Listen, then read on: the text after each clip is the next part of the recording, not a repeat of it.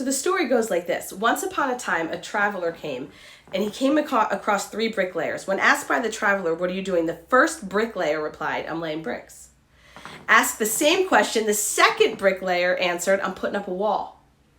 The third bricklayer considered the query and responded with pride in his voice, "I'm building a cathedral." So this story underscores an element crucial for your career and personal growth: perspective.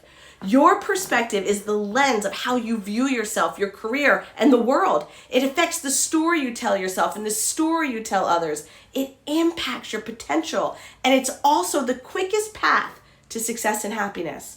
So listen, if there is anything I could wish on you more than my work ethic or my energy or my charisma, kidding, it would be mindset and perspective. So much of our lives is predicated on how we look at the situations that surround us every day.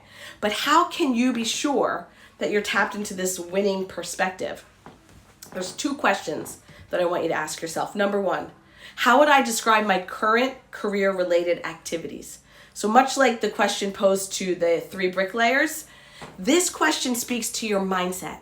Do you believe that you're just, whatever you're doing is just a job, or that you're just like punching a clock every day? You might be stuck in a fixed mindset where you believe that your intelligence or talent are set in stone. Worse, you're likely allowing fear to creep in and make you feel that what you're doing doesn't really matter. So instead of being open and adaptable, you're in a fear state. So by contrast, those with a growth mindset believe that they can and will improve and see every opportunity as a chance to grow and learn. They embrace their environment as a training ground and easily see how their collaboration with others and contributions, no matter how small, power the bigger picture. These folks also use their self-awareness to connect and influence a sense of purpose into their career-related activities and envision the possibilities.